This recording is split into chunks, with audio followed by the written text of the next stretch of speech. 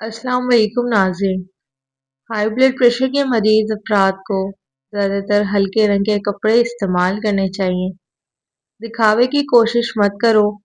जब कमाल को पहुंचोगे तो खुद ही नज़रों में आ जाओगे। खुश रहने की कोशिश करो क्योंकि खुश रहने में जवानी का राज छुपा है।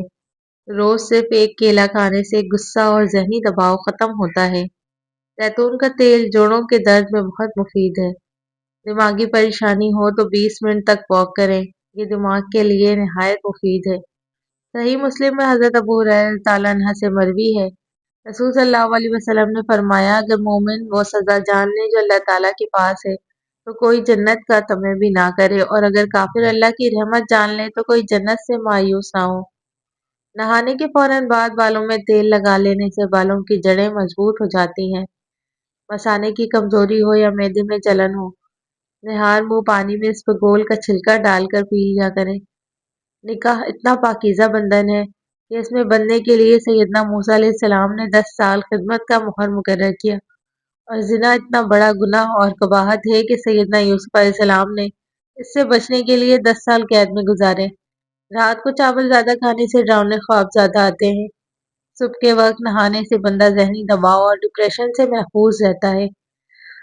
हजरत मुआज़ बिन जबल रज़ियल्लाहु ताला अन्हा से रिवायत है, रसूल सल्लल्लाहु अलैहि वसल्लम ने फरमाया, जन्नतियों को सिर्फ उस वक्त पर हसरत होगी जो दुनिया में अल्लाह के जिक्र के बगैर गुजरा होगा। दूसरी रिवायत में है, रसूल सल्लल्लाहु अलैहि वसल्लम ने फरमाया, कब्र या तो जन्नत के बागात में से एक होती है या जहन्नुम के गढ़ों में से एक गढ़ा। छाइयों पर लीमू का रस लगाने से छाइयाँ दूर होती हैं और रंग निखरता है। धनिया की तासीर ठंडी होती है। हरा भरा धनिया ना सिर्फ खाने के जायके को बढ़ाता है बल्कि ये सेहत पर भी हैरत अंगेज फवायद मुरतब करता है। तहकीक से साबित हुआ है कि धनिया दिल की बीमारी, मोटापे, ज़ियादतीस समेत बाल और जिल्द की सेहत का भी ख्याल रखता है। धनिया शुगर के मर्ज में मुब्तला अफराद के लिए बेहतरीन है क्योंकि ऐसे मरीजों का गला खुश्क रहता है और धनिया के इस्तेमाल से इस मसले से निजात हासिल की जा सकती है। एक तहकीक में बताया गया है कि धनिया का बाकायदा इस्तेमाल आपकी बीनाई को मुतासिर होने से बचाता है और साथ ही कैंसर के खतरे को भी कम करता है।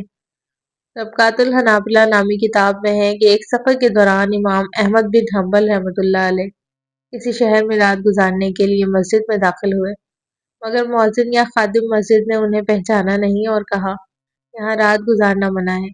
इमाम अहमद रहमतुल्लाह अलैह ने नरमी से फरमाया, मैं सिर्फ चंद लम्हों के लिए यहाँ ठहर जाऊँ, मगर वो शख्स बेजिद रहा और उन्हें मस्जिद से बाहर निकाल दिया। इमाम अहमद रहमतुल्लाह अलैह ने मस्जिद के सहन में लेटने की कोशिश की तो वहां से भी निकाल दिया गया। उसी दौरान करीब ही एक रान भाई मौजूद था। उसने इमाम अहमद की हालत देखी और कहा, आइए मेरे घर चलिए, मैं आपको अपने यहाँ पनाह देता हूँ। जब इमाम अहमद बिन हम्बल रहमतुल्लाह अलैह नाम भाई के घर पहुंचे तो देखा कि वो शख्स हर वक्त अस्तगफिरुल्लाह पढ़ रहा है।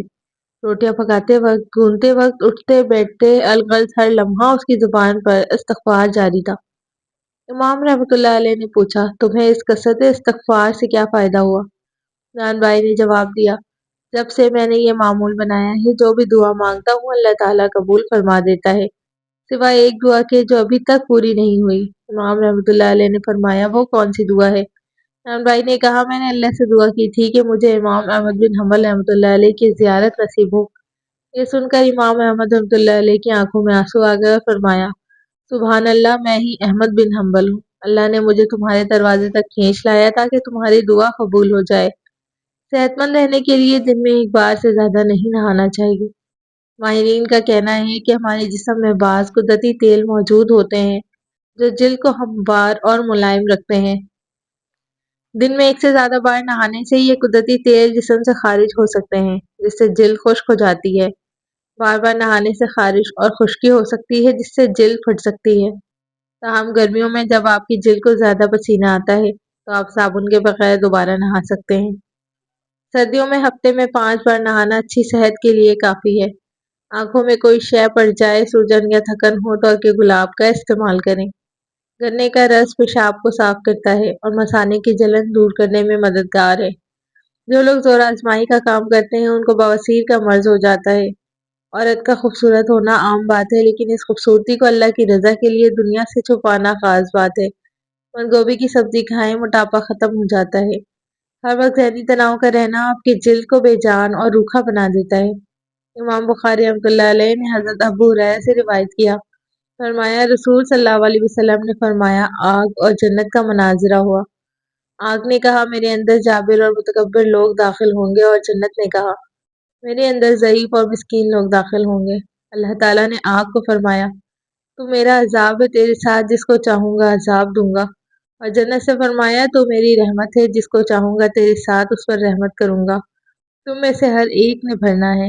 بچوں کو گرم اشیاء کے زیادہ استعمال سے بچائیں، اس سے بچے جلدی بالغ ہو جاتے ہیں اور قد چھوٹا رہ جاتا ہے۔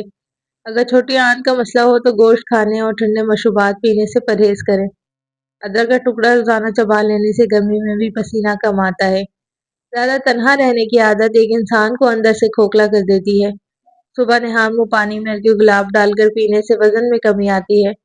ایمان بن رجب الحنبلی فرماتے ہیں سلف سائلین میں سے کچھ لوگ ہر چیز کے لیے اللہ تعالیٰ سے دعا مانگا کرتے تھے، یہاں تک کہ اگر انہیں آٹے کے لیے نمک چاہیے ہوتا یا اپنی بکریوں کے لیے گھاس درکار ہوتی تب بھی وہ اللہ سے ہی طلب کرتے۔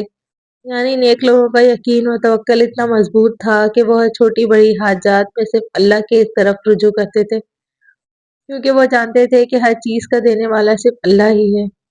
کھانے کی اشیاء کو لمبی عرصے تک محفوظ کرنے کے طریقے: ہری جڑی بوٹیوں کو پانی والے گلاس میں رکھیں، پتوں والی سبزیوں کو کاغذ میں لپیٹیں، بچا ہوا کھانا فریز کر لیں، اور مرجھائی ہوئی سبزیوں کو برف والے پانی میں ڈال کر تازہ کریں۔ چائے کی پتی، کافی کے ذرات اور پھلوں کے چھلکوں کو پھینکنے کے بجائے پودوں کی جڑوں میں ڈال دیں، یہ مٹی کی زرخیزی بڑھاتی ہے۔ اقوامی رپورٹس میں شیئر کیے جانے والے اعداد و شمار کے مطابق دنیا میں ہر سال 1 ارب ٹن سے زائد خوراک ضائع ہو جاتی ہے، جبکہ دوسری طرف کروڑوں افراد بھوک کا شکار ہیں۔